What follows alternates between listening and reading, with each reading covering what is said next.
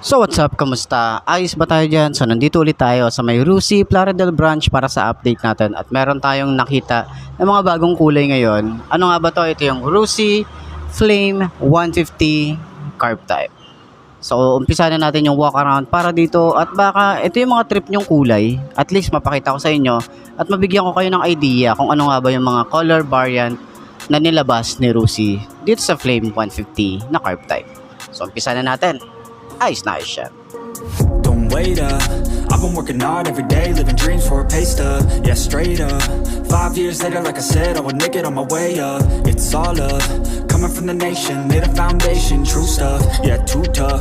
We ain't giving up on our dreams, everything is ahead of us. Stay true to your path, it's not where you start, it's all where you're at. It's where you end up when your back's to the mat. Do you cripple to flat or get up off your back? Deliver these facts to see them react, the stadium's packed, they So ayun na nga, bago kayo iikot dito sa dalawang kulay na to, ito yung kulay red and black na glossy finish. Wala silang nilabas ngayon na matte finish. Di ko alam kung bakit.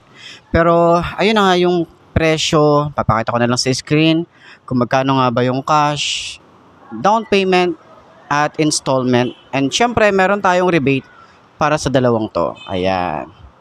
So sa tingin nyo, sulit nga ba yung ganitong motorcycle?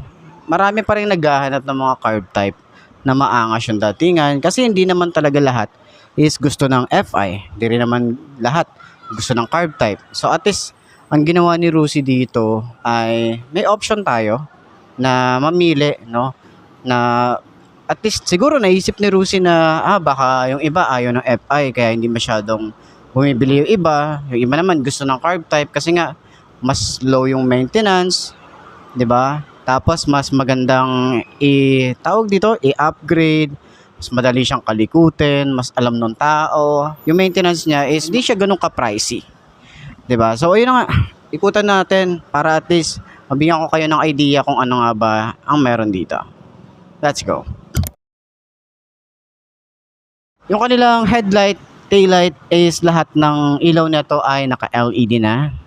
Yan, maangas talaga yan. Kahit yung dati naka-LED na yan, maangas din talaga yung tsura nun. So, nag-upgrade lang sila at mas pinaganda nila yung headlight na ito.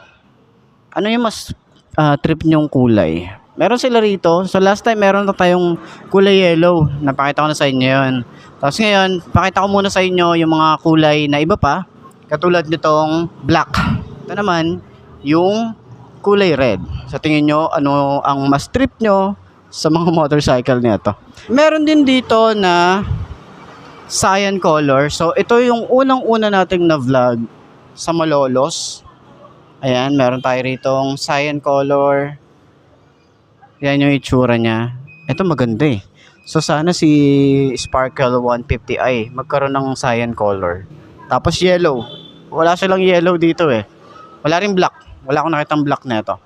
So, ano pa ba yung wala sa kanila? Basta yun, basta yung mga kulay, halos dapat kumpletuhin nila, di ba?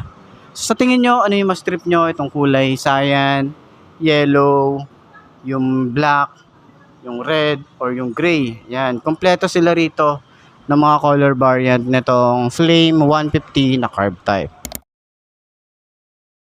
Siyempre, yung kanyang handlebar, naka-upright position tayo rito kahit sabihin natin na mukha tayong nakapasubsob. Naka-fully digital, maganda yung mga switches, naka-quick throttle, maganda yung grip. Kagandahan, meron din tayong USB charging port dito. Kung in case man na maglo-long ride tayo, no worries tayo sa mga gadgets natin, may charge natin yan. Ayan. Meron tayong malaking disc brake sa harap. At sana dito maglagay din sila ng combi brake. Kahit ito man lang na carb type combi brake para sa safety features, 'di ba? So, yung mga nagtatanong at yung mga nagko-comment kung kailan nga ba ilalabas yung naka-liquid cooled neto, tingin ko malapit na. Kasi nasa testing area na siya eh. Malamang dadalhin na yan dito. Ayan. So, itsura ng ating decals dito. Last time nakita nyo na yung yellow. Ito naman yung kulay red. Kulay black yung kanyang mga decals. Tapos faded siya. Ayan. Dito naman sa side, yung flame natin, kulay red din. Ayan, faded din na kulay black. Dito naman sa kulay black is kulay white. And then faded na kulay white. Yan, kasi syempre black na yan. Alam nga naman maging ano pa yan, di ba? Pero meron din siyang touch ng kulay green or yellow. Ayan. So, advice ko lang din kay Rusi na mas maganda kasing tingnan kung medyo kontian yung Rusi na pangalan. Ito. Rusi dito. May Rusi din dito. So, sana kahit ito lang, itira nila yung sa harap na to. Tapos, alisin nila yung nandito. Kahit ako, tatanggalin ko yan eh. Tanggalin ko yan. Yung dito sa may side fairings, ang hirap tanggalin kasi nakadikit na siya sa ano eh. Sa pintura, alam mo yun, naka-coat na siya. 'Di ba? Wala na akong masyadong upgrade na gusto rito. Pero naman na tong ano eh. Wala siyang hazard. So, yun, wala siyang hazard, tapos wala rin siyang flasher. Additional features para dito, 'di ba? Tapos, yan, sana yung FI ilabas pa rin nila. 'Di ba? Sa taillight maganda rin eh. Maangas din 'to eh, ayan oh. Ay, tsura natin dito sa taillight eh. Ayan oh, ayan, yan, 'di ba? Flexible yung ating mga signal light. Ayan, flexible yan, plate light. Gulong sa likod, naka-disc brake na rin tayo rito. Kagandahan, hindi pa rin inaalis ni Rusi yung ating kickstart dito. So, yun lang naman yung gusto ko ipakita sa inyo, yung mga bagong kulay na dumating dito sa may Rusi Plaridel branch. Para in case na gusto nyo kumuha ng mga ganitong motorcycle, puntahan nyo na lang si Rusi or sa pinakamalapit na Rusi sa lugar nyo para mag-inquire at kumuha ng ganitong motorcycle. So, ayos na ayos yan. I swear I'll do anything just to get where I wanna be. I won't stop till I'm free. I won't stop till I'm free. I won't stop, no. I won't let go. I won't drop, no. And I won't let go. I won't stop, no. I won't let go. I won't drop, no. And I won't let go.